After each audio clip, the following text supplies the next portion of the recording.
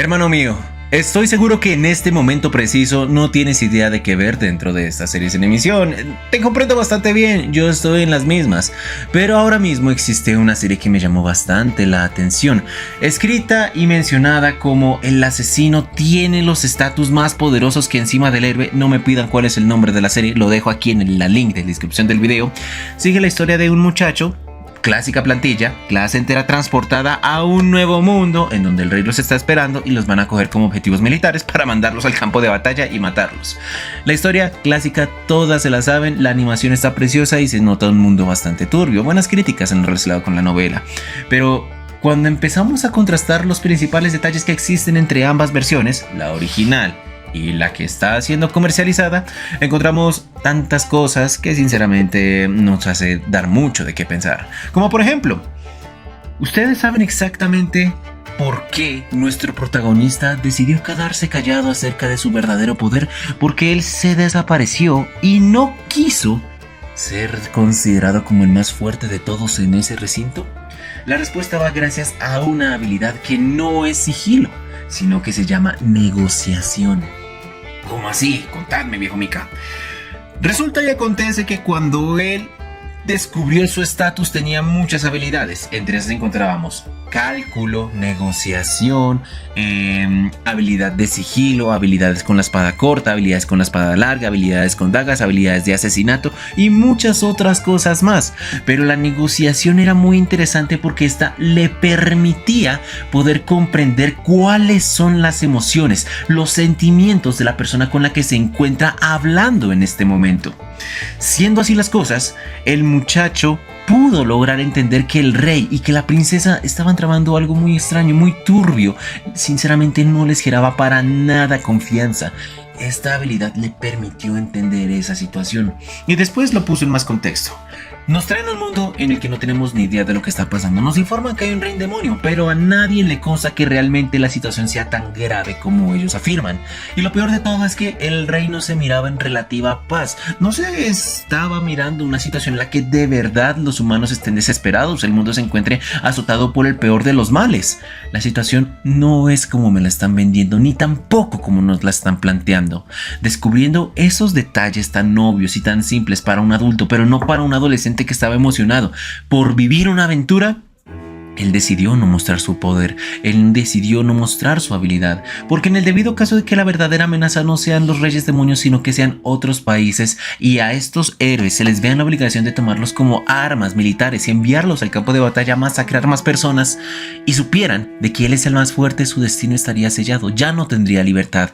Por eso él, previendo todo eso, en ese leve instante, cuando vio los estados de todos los demás, y con solo bastarle una pequeña impresión del rey, se decidió largar de ese sitio, se decidió irse y no presentar ningún tipo de justificación. Damas, caballeros, sean todos bienvenidos a este emocionante video. El nombre de este servidor lo conocen muy bien, el viejo Mikael. Y les trae ahora un prototipo, una nueva serie que está en emisión. Quizás les encante ver sus curiosidades o quizás no. Vuelvo y les repito, el nombre está en la descripción. Por favor, no me lo hagan tratar de pronunciar. Este está impronunciable. Así que si te interesa conocer estos detalles, por favor, ponte cómodo en tu cicla. En tu cicla. En tu silla. Jale una soda y empecemos estas curiosidades con número 1. El personaje, el asesino que nosotros estamos viendo justo al principio del capítulo no es un don nadie, no es un mob. Puede que sí para los términos de la historia, pero por lo menos en el gremio de asesinos, en su profesión, era alguien muy relevante. No se nos menciona qué categoría alcanzaba, ni cuáles fueron sus logros, pero él mismo reconoció que se encontraba en el tope máximo dentro de su propio oficio, dentro de su propia profesión. Por eso mismo, se sorprendió que existiera otro asesino que estaba por encima de él, uno silencioso, alguien que ni siquiera algo enfocado en el oficio del sigilo podía escuchar y detectar. Número 2. ¿Cuáles fueron los pensamientos de Akira al momento de asesinar a la primera persona que era su objetivo? No podemos entender muy bien quién era esa persona, pero sabemos que el escenario es el castillo real. Posiblemente sea un noble importante o quizás incluso el rey. Él dijo unas palabras justo antes de empezar. Señores, lo que voy a hacer será muy cruel. Esto va a dejar mi humanidad atrás. Pero a cambio voy a salvarlos a todos. Sin duda alguna, esta es la mejor decisión, el mejor cambio para que todos tengamos el mejor futuro posible. Esos eran los pensamientos de Akira mientras estaba a punto de realizar su primer asesinato. Sus manos temblaban, ni siquiera era capaz de sostener su espada con suficiente firmeza, pero estaba decidido a llevar la ejecución. Número 3. El héroe realmente tiene una característica que no se mostró. Era una forma de ser clásica suya de esta misma persona, y es que él, sinceramente, era un pervertido. Podemos detonarlo directamente por las señales que encontramos en sus alrededores, completamente rodeado de chicas. En la novela se describe que el muchacho tenía un harem personal dentro de su colegio, en su mismo curso. Las mujeres babeaban por este mismo servidor. Entonces, él no era capaz de no ocultar esas emociones. Él sabía y era consciente de su circunstancia y la disfrutaba. Ese muchacho no era princeso. Es más, cada vez que las mujeres se acercaban a él para tener contacto físico, se le empezaba a mirar una cara de bastante perversión, se le abrían las fosas nasales y todos los hombres tenían bastante envidia por eso. Él lo disfrutaba y se le notaba que se lo disfrutaba. Número 4. Dentro de esta clase, dentro de esta aula, solamente habían 28 personas de las 40 que se encontraban. ¿Por qué? Simplemente estaban en descanso. Y gracias a eso, la teletransportación solo se llevó a 28 personas a este nuevo mundo. Eventualmente, cada uno se partió en 4 diferentes grupos de 7 personas. El grupo del héroe se llevó, obviamente, a los más talentosos, a los más fuertes. El resto, pues, a los que no tenían tantas habilidades, tantas capacidades. Formaron fila, pero Akira jamás entró en el grupo del héroe. Era como un grupo especial, único y trabajador entre esos muchachos y los caballeros. Número 5. En los isekai, la envidia es bastante común, en especial por parte del que se cree el protagonista. Akira, el de esta historia, realmente no se considera como el jefe de la historia, ni tampoco en donde el mundo debería girar, sino más bien simplemente un personaje de fondo, o alguien que pues no quiere dejarse engañar tan fácilmente de promesas vacías de personas con las cuales no está segura si son aliados o enemigos. Pero el héroe es otra historia, debido a que él empezaba a tener una relación cercana con el sabio que los estaba entrenando, con el caballero Saras, también que estaba mostrando capacidades físicas superiores a la de todos los demás. Un sentimiento de envidia empezó a nacer. Sí, efectivamente, nuestro querido prota era muy distante con todos y ni siquiera le prestaba atención a nadie del salón. Incluso el héroe llega a una oportunidad cuando aún estaban en Japón y lo saluda, le dice: hola Akira, ¿cómo estás? Cuéntame, ¿cómo te encuentras? Ha pasado mucho tiempo. Y él le dice: lo lamento, no te conozco, pese a que habían estudiado más de 10 años juntos. Desde ese momento el héroe empezó a desarrollar un odio visceral por él, que se iría agrandando con el pasar del tiempo, debido a que él demostraba capacidades por encima de quien supuestamente debería salvar el mundo. Número 6.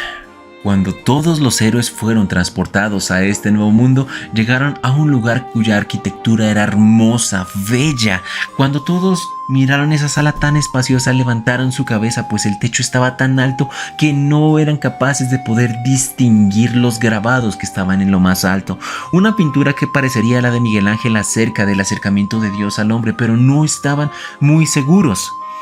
Aunque en la habitación tan bella había un detalle que los preocupaba bastante, y era la presencia de todos los soldados firmemente armados. Digo, son los héroes que deberían salvar este mundo, son personas que van a sacrificar sus vidas por gente desconocida. ¿Por qué tienen que recibirlos un montón de soldados y rodearlos con armadura de placas y espadas completamente afiladas apuntando hacia su dirección?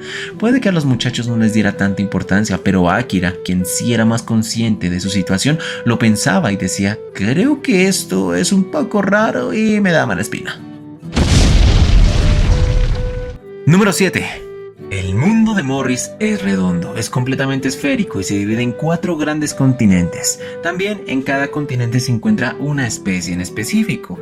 En el continente de Volcánica existen los demonios que pues se adaptaron al continente árido, bueno, no es árido, el continente volcánico, rocoso, a uno en donde el fuego y el magma constantemente azotan a su población. Existe el continente de los elfos, Forest, que pues es habitado por los habitantes del bosque, como valga mi redundancia. Y finalmente encontramos la tierra principal en donde se desarrollan los humanos, en donde los principales conflictos han empezado a surgir, la guerra eterna entre los humanos y los semihumanos, que se llama Continent. Sí, Akira se preguntó bastante por qué los nombres de cada uno de los países deben estar en japonés, especialmente por qué en inglés. ¿Por qué el inglés existe en este mundo si no debería poderse presentar? Es como si alguien más hubiera escrito esta historia. Era bastante curioso desde el punto de vista de Akira.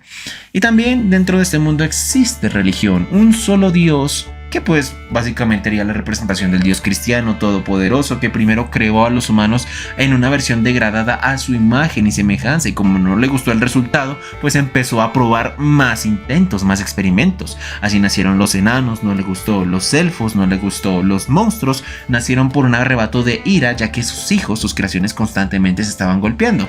Y también pues las guerras, los conflictos y todo lo demás provocado por estas mismas razas, en el fondo lo ayudaban a aliviarse del estrés de las guerras entre los demás dioses. Número 8. Sinceramente, todos al momento de entender la historia en la que estaban a punto de involucrarse se alegraron. Akira no era la excepción. Digo, son estudiantes que leen novelas ligeras transportados al mundo de una novela ligera con magia, hechizos, brujería, y iban a desempeñar papeles de héroes. Todos dirían que la oferta es maravillosa, es legendaria. Incluso aunque Akira sentía que las cosas iban mal y que la situación no era tan prometedora como lo pensaba, él no iba a negar el lujo del gusto de poder vivir esta aventura. Número 9. ¿Qué tan poderoso es el héroe si lo comparamos con los demás compañeros de clase al momento de teletransportarse? El anime sinceramente no mantiene muy bien esta información, solamente nos pone una plantilla mal puesta en donde nos dan datos y no podemos comprenderlos muy bien. Pero resulta y acontece de que el héroe al aparecer tenía 5 veces más poder y más nivel que la mayoría de todos sus compañeros. 5 veces más poder de ataque, 6 veces más fuerza defensiva, por lo menos unas 18 veces más poder en vitalidad, lo cual lo hacía bastante fuerte para la concepción de su mundo, bastante poderoso para todos ellos. Sin duda alguna, alguien que desde un inicio logró superarlos a todos. En cuanto al héroe, no tuvo mucha diferencia que digamos, aproximadamente su poder lo doblaba, pero eso era todo. Era superior, efectivamente, pero que un asesino sea el doble de fuerte que un héroe en su nivel 1 es bastante curioso y deja mucho que pensar. Número 10. El capitán de los comandantes se llama Saras y él tiene un trasfondo bastante interesante. ¿Sabían ustedes que él era conocido como el sabio? Como la persona quien supuestamente conocería todo en este mundo. Pues Saras, curiosamente, a pesar de saberlo todo, él desconfiaba muchísimo de los héroes, o por lo menos no creía que de verdad existieran ni que provenieran de algún otro mundo, sino que al darse cuenta de que las historias empezaban a ser ciertas, él quiso ir directamente para averiguar la verdad. Fue al castillo, se enlistó en el ejército para poder ver a estos conejillos de indias con sus propios ojos, y así lo entendió. Efectivamente eran seres extraños, eran personas que no provenían de este ecosistema, tenían una gran carencia de sentido común, no conocían nada y sus ideas eran extrañas, como si estuviera hablando con extraterrestres. Por eso, aunque no lo creyera del todo, tuvo que tragarse la realidad. El ritual de los héroes trae a personas desconocidas a este mundo. Y pues él lo disfrutaba, no lo va a negar. Esa cantidad de conocimiento, de información, de cosas nuevas que no sabía es la exacta razón por la que él ama la ciencia y el conocimiento. Número 11. Esta escena es mentira. Akira llega a una habitación completamente polvorienta y abandonada, pero esta también era una de las razones por las cuales él no creía en nada de lo que estaban diciendo ni los reyes ni las princesas. Primero, la habitación estaba asombrosamente cuidada, como si de verdad estuvieran esperando personas. No había polvo en ellas y su comida era muy variada, tenían 4 platos por porción. Él sabía que en Japón incluso los lugares pues más aventajados tenían 3, pero aquí era un banquete para ellos todos los días. No se miraba como si realmente fuera un mundo extraño en donde realmente el rey demonio esté poniendo a la humanidad al borde de la extinción. Era muy raro. Entonces él siquiera dudó si de verdad existía algún rey demonio, o si simplemente iban a ser utilizados como máquinas de guerra, como soldados en un conflicto del cual no tenían nada que ver. Número 12. El sentido común en este mundo realmente es difícil de conseguir, y el protagonista se metía a la biblioteca constantemente para tratar de averiguar qué es lo normal en este mundo, cuáles son las ideas que todos deberían saber. El sabio Saras le dijo: mi hermano, en la biblioteca no vas a encontrar eso, por más que lo intentes tampoco vas a lograrlo, ni ningún libro te va a empezar a decir: mira, cuando aquí empiece a llover ácido, eso es normal los martes. Los miércoles generalmente los soles empiezan a comerse a los dragones y los domingos aparece Cthulhu desde lo profundo del mar. No existe ninguno de esos. Pero entonces Saras le dijo que la única forma para que él entienda lo que es normal y anormal es vivir, es salir, es hablar con las personas, es equivocarse. Todos y cada uno de esos detalles le iba a permitir enriquecer su conocimiento y su parla. Por eso las visitas en la biblioteca, pues aunque son fructíferas, realmente ahí no iba a haber nada interesante, nada que realmente debería llamar la atención, puras novelas de fantasía. Número 13.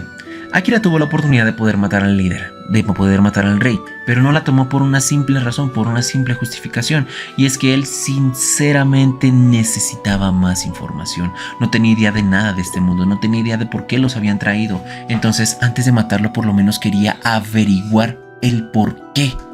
Además, pues no sabría cuáles serían las consecuencias y las repercusiones que podría generar el magnicidio, el regicidio de la persona que gobernaba este país. Y pues no sería buena idea matarlo y después salir corriendo, no tendría ningún lugar a donde ir. Por eso más bien decidió esperar, decidió aguardar, pero más adelante se daría cuenta de que esta oportunidad debió haberla tomado en su debido momento.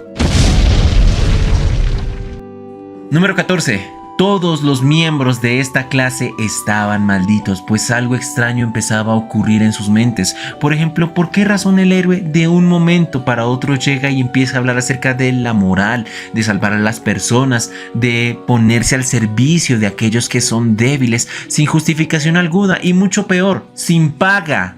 ¿Por qué una persona iba a trabajar gratis y poner su vida en peligro por alguien a quien ni conoce? Y es más, todos diciendo: sí, me encanta tu idea, te seguiremos hasta el final de los días. Esto a Akira le parecía extraño, como si les estuvieran lavando el cerebro, como si su nivel de idiotez empezara a superar umbrales que él no podía lograr comprender. Entonces, a final de cuentas, le echó la culpa a la comida. La comida se veía bastante sospechosa y por eso él decidió simplemente no tocarla tanto. Más bien comer los platos que no se veían tan llamativos, aunque tampoco se salvó. Incluso el pan que estaba devorando tenía algo extraño, porque esa noche él tuvo miedo, tuvo sueños raros en donde estaba siendo perseguido por el mismísimo rey demonio. Número 14, sí. Generalmente los grupos de los héroes no tenían motivación para entrenar, pensaban que cuando llegaban a este mundo ya serían fuertes y de ahí la historia sería facilita. Cuando les dijeron: muchachos, hay que hacer ejercicio, hay que ponernos rudos, mamados y fuertes, la mayoría no quería hacer caso, ni siquiera ir a los entrenamientos. Entonces, el capitán de los caballeros les dijo: señores, sinceramente ustedes no sirven y no nos importan. Nosotros vamos a practicar por nuestras cuentas y si ustedes quieren aprender de nosotros para ser útiles, pues vengan. O sea, aquí los héroes dijeron: ¿cómo no está tratando este pedazo de imbécil? Lo miraron así con desprecio, con odio. Y para no quedarse mal, para que él se trague sus palabras, decidieron asistir al entrenamiento todos los días y hacerse fuerte para callar al capitán de los caballeros Saras. O sea, su estrategia de poder motivarlos funcionó. Y de manera muy hermosa y eficiente. Número 16. A Akira después se le confesaron de que fueron capaces de descubrir su sigilo gracias a un ojo mágico. Y es más, el mismo sabio le decía: espera, ¿tú cómo conoces los ojos mágicos? Él empezó de que eran tema concurrente en las novelas de fantasía de su mundo. Él se sorprendió: ¿cómo puede ser que información clasificada en realmente esté como dominio público en un mundo donde no existe la magia y estas cosas no realmente se presentan en su manifestación de la realidad? Entonces él, bastante intrigado, decide preguntarle más, pero eso llevamos a la siguiente curiosidad. A lo que quiero llegar es que una vez Saras le dice que es capaz de detectar su sigilo, después le empieza a dar clases para que lo mejore, para que lo refine a un punto en el que ni él sea capaz de poder detectarlo. Le decía: no tienes que enfocarte solamente en desaparecer tu presencia, tu ruido, tus señales, tu calor, todo lo que esté emanando de ti tiene que ser sellado. Número 17. Resulta que las habilidades en este mundo tienen una clasificación del 1 al 10, siendo la 10 la más alta, la máxima que se podría conseguir. Generalmente los humanos, incluso los más talentosos entre todos los regalos que Dios le entregó a este mundo, solamente llegan al nivel 9. El sabio Saras puede utilizar habilidad de combate máxima a nivel 9 y solo hay un registro, como se mencionó anteriormente, de uno que llegó al máximo y es acerca del primer héroe. Ahora bien, según se dice, si un habitante de este mundo llega a alcanzar la habilidad 7, se considera un genio, se considera un héroe, alguien que alcanzó la cúspide del poder de los humanos. Y ver a uno de nivel 9 sería algo casi imposible de detonar y de detallar. Número 18. Saras, el sabio, ama el conocimiento como no tiene ni idea, y cuando tuvo la oportunidad de finalmente hablar de primera mano con un héroe invocado de otro mundo, necesitaba toda la información que éste pudiera entregarle, todo lo que para él era común y algo que no tendría significado en este mundo para él era sorpresivo, y quería saberlo todo, quería entenderlo. Cajas de acero que transportan a las personas en todo el país, no tenía idea de cómo eran posibles, y Akira se vio en la obligación de contarle todo porque Saras no lo dejaba irse. Lo agarró de la muñeca y mientras lo tenía sostenido, no permitió que se fuera con una fuerza descomunal que, a pesar de tener unos estados el doble de fuerte que a los héroes, no pudo librarse con facilidad. Número 19. Este calabozo es el más grande del mundo y se dice que la cantidad de monstruos que existe dentro podría causar el fin de la humanidad. Estoy exagerando, pero pues así son las premisas de todas las series, entonces imagino que es la misma en esta situación. El asunto es que las personas en esa ciudad no le temían al calabozo por la barrera que lo rodeaba, sabían perfectamente que aunque haya una revolución y los monstruos en lo profundo de esta mazmorra salieran a atacar a las personas, no podrían salir más allá de la puerta por un hechizo mágico que impediría su destrucción. Número 20. Sinceramente, la batalla, la guerra que hubo dentro de ese calabozo fue la peor que tuvieron. La primera peor impresión en la guerra contra los monstruos. Primero, estos muchachos no eran soldados, no eran guerreros, eran personas, eran estudiantes, niños que jamás le habían arrebatado la vida a otros seres vivos. Por eso tenían miedo, tenían terror. Los luchadores no eran capaces de combatir, los tanques no eran capaces de tanquear, los sanadores de sanar, los arqueros de disparar flechas estaban demasiado temblorosos. Akira y el héroe eran los únicos que afinaban y el resto pues simplemente luchaba por supervivencia.